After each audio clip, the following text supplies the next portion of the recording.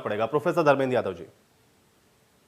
देखिए, एक तो रवीश जी ने जो बताया कि सरसों के तेल में पहले मिलावट होती है, आप इस बात को समझिए, बहुत लेमैन की तरह समझिए, बहुत ज्यादा उसमें अर्थशास्त्र की आवश्यकता नहीं है। क्या जो फिक्की है या FICCI है, आज तक वो लोगों को जहर खिलाने के लिए परमिशन देता था?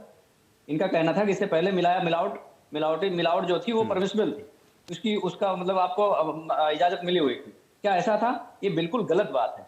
जो आदमी के जीवन को नुकसान पहुंचाने वाली चीजें हैं, कोई भी एजेंसी उसको अलाउ नहीं कर सकती है। दूसरी बात मैं कहता हूं कि ये जो कह रहे हैं कि इसमें मिलावट कम हो रही है, जब सरसों का तेल 70 रुपया लीटर था, आज 265 रुपया हो गया, यानी 4 गुना मिलावट होती थी। यानी कि सरसों के तेल में कुछ मतलब मिलता ही नहीं था, सब मिलावट मिल रहा था। तो सारे आदमी मर जाते जो खाते। देखिए, ये कुतर्क है। आप अगर नहीं रोक पा रहे हैं तो आपको समझना पड़ेगा भाई क्यों नहीं रोक पा रहे हैं। दूसरी बात, आप मुझे बता दीजिए कि पेट्रोल में कौन सी मिलावट है, आटे में कौन सी मिलावट है, प्याज में कौन सी मिलावट है, दाल में कौन सी मिलावट है, मिर्चे में कौन सी मिलावट है। ये मिलावट जो कहना वो गलत है। देखिए, आप फेल हो पूरी तरह से। अगर इनके पास प्रॉपर प्लान होता तो ये कुछ कर सकते थे। रही बात जो दूसरी सैलरी बढ़ाने की बात कर रहे हैं, मैं इंजीनियरिंग कॉलेज में पढ़ाता हूँ, किसी भी प्राइवेट कॉलेज के टीचर की सैलरी आज तक नहीं बढ़ी है घटने के सिवाय। ये मैं पूरा आपको डेटा दे सकता हूँ, पूरे भारत का दे सकता हूँ, और तकरीबन 7 लाख टीचर काम करते हैं उसमें। ये डेटा मैं पूरा दे सकता हूँ आपको, किसी की सैलरी बढ़ी नहीं है, बशर्ते 50% सैलरी पे भी लोगों ने काम किया है, और आज भी पूरी सैलरी मिल पा रही है। प्राइवेट का लाला तय करता है ना, जो प्राइवेट का कॉलेज लाला का मालिक कौन है? मैनेजमेंट तय करता है। तो IT इंडस्ट्री कौन तय करता है? लाला नहीं करता है। अभी IT इंडस्ट्री की बात कर रहे थे नहीं जी, वो पब्लिक सेक्टर में काम करती है, उसका मैनेजमेंट डिफरेंट तरीके से। अरे, पब्लिक सेक्टर की परिभाषा समझिए आप। IT इंडस्ट्री प्राइवेट होती है, पब्लिक सेक्टर नहीं होती है। आपके NTPC पब्लिक होता है, प्राइवेट होती है, लेकिन उनको मैनेजमेंट एक आदमी नहीं करता होता है, बहुत बड़ा ग्रुप होता है, बहुत लोग होते हैं।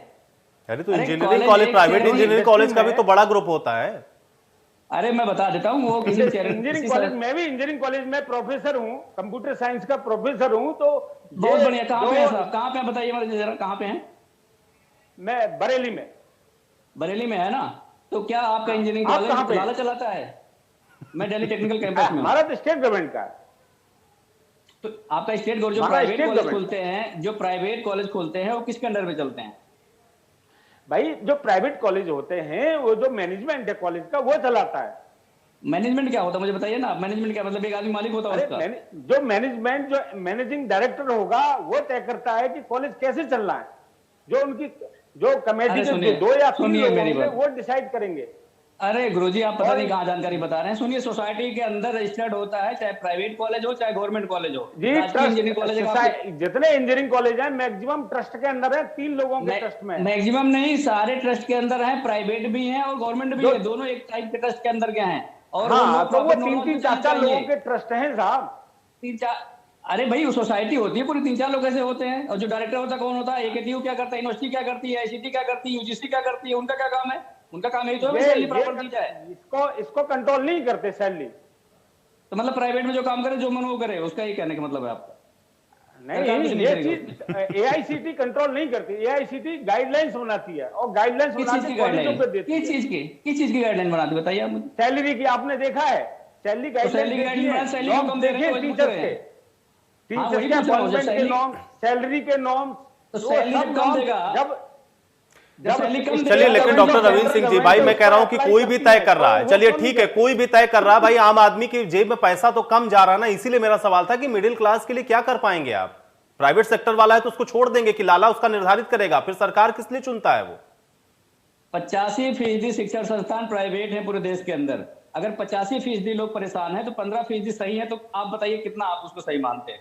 85% लोग परेशान है देश में।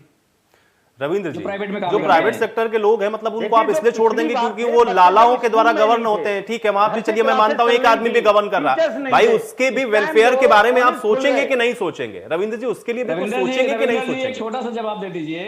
एक बच्चे का नाम बता दीजिए जो doctor APJ Abdul Kalam technical university में पढ़ता और उसकी फीस में छूट दिया गया हो 1000 रुपए का। एक भी बच्चा ऐसा नहीं इसके फीस में 1000 छूट मिला हो। समाज कल्याण विभाग से लोगों की फीस भी दी जाती है, स्कॉलरशिप भी दी जाती है। अरे कहाँ समाज कल्याण होता है।